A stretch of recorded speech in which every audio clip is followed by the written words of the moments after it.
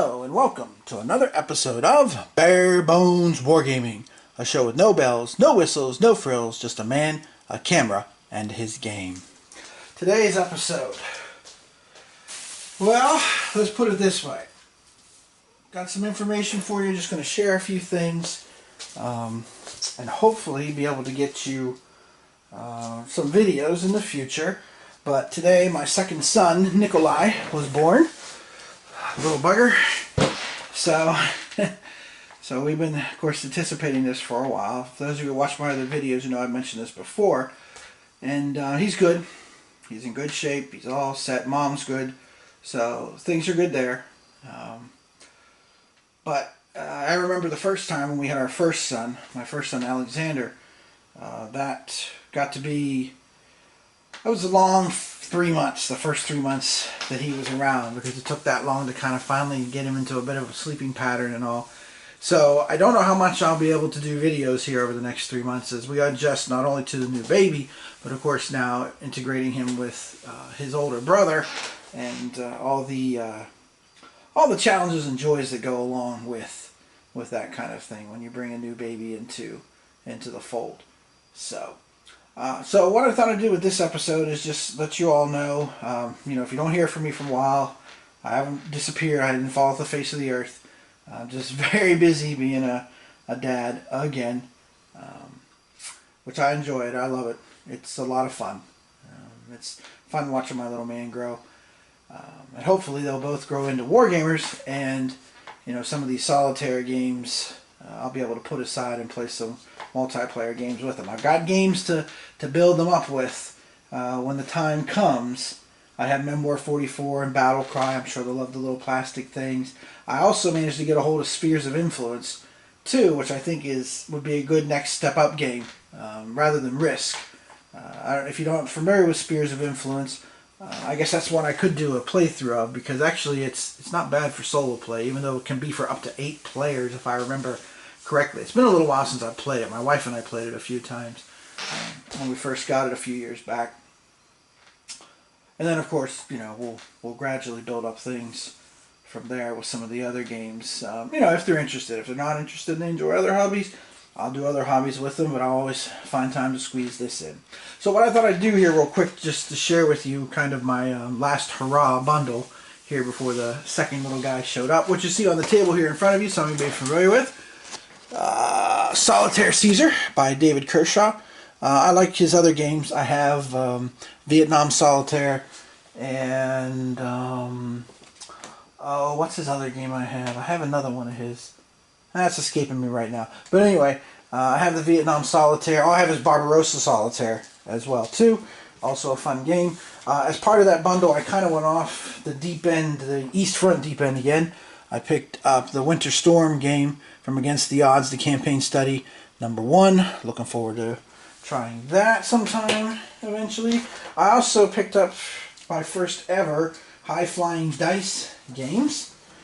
I picked up Baiting the Bear, which is about the offensive the Russians launched right into the teeth of the German buildup in the spring, late spring, in May of '42, around Kharkov, and then of course the expansion that goes with it, the Spring and the Trap as well. And again, East Front goodness. I finally picked up Duel in the North. I had Duel in the Steppe. I enjoy it. This also, same system. It's a chip pull system, which is very solitaire friendly, if you know anything about that system. And then, last but not least, I finally decided, because Noble Knight Games was having their big moving sale, I went ahead and got the D-Day at Tarawa update kit with the, you can hear it, the nice mounted map, because this is my favorite of the D-Day at games that I have played and I own. So, and of course the Caesar Solitaire is not a very complicated game, not surprisingly. But again, a game can be simple without being simplistic. Some games can be very straightforward and easy and very challenging at the same time. You don't necessarily need, a 72-page rulebook to make a game a good game.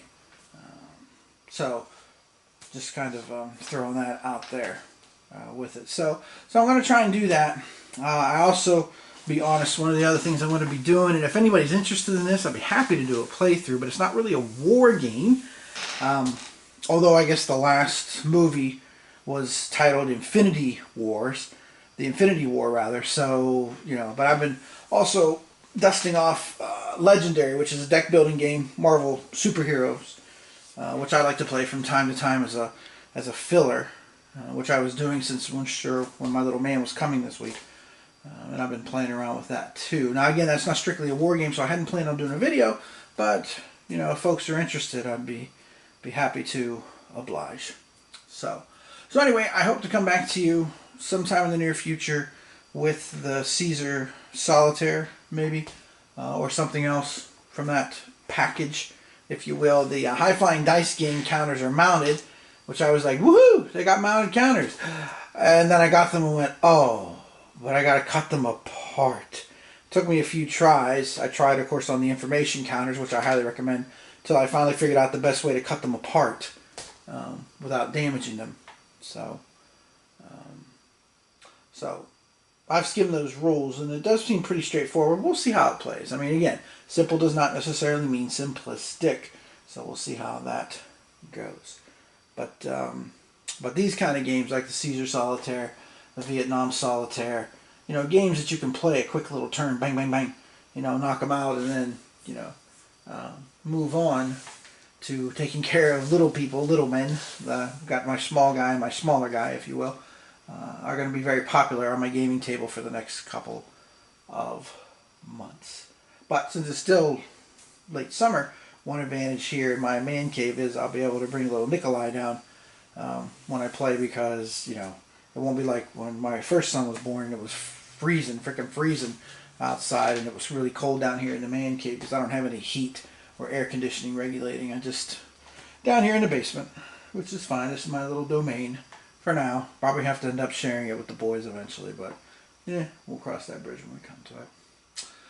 So, just kind of a little general update, and if it gets too hard to do playthroughs, I do have some topics that I've made a list for of possible topics to do episodes on to share with you. For example, one topic I thought about was doing an episode on the difference between tactical, operational, and strategic games, because folks discuss that.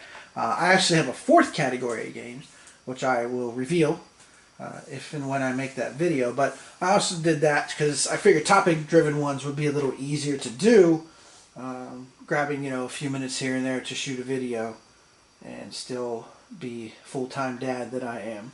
So anyway, so that's where everything is. I do appreciate everybody watching the videos and subscribing. You know, I do hope that I'm, you know, working to, you know, basically fulfill my mission, if you will, which of course is to, again, show you how the games are really played. You know, that's why I shoot these raw, so that, yeah, you know, there might be a few times where I hem and haw and try to figure out what I'm doing and do stream of consciousness, because again, that's how it's really played. You know, that's how you're really going to sit at the table and try to figure things out and puzzle things out and such. So, okay. Anyway, so thanks for watching. This has been Bare Bones Wargaming with Tim Korchnoi. A very short, tired, because he was born this morning, tired, but happy Bare Bones Wargaming headquarters. And again, I'll try to get back with you all sometime in the near future to just kind of keep up with things as well. Also because, you know, I have some new games coming that I'm kind of excited to try and share with you. The Stalingrad Inferno on the Volga, one of the block games from, oh shoot, I have Moscow 41 and Leningrad 41. Why can I not think of the name of the company? It's escaping me. Anyway, that's coming, and so is, wow, I am tired. So is Corsair Leader. Corsair Leader is coming too, which would be cool. World War II Pacific, which is right up my alley. But I think that's the only games that are coming out here. Oh, Pacific Tide from Compass Games I have pre-ordered as well too, and looking forward to that game also. So again, thanks for watching, and I'll touch base again, hopefully not in the too distant future. See you then.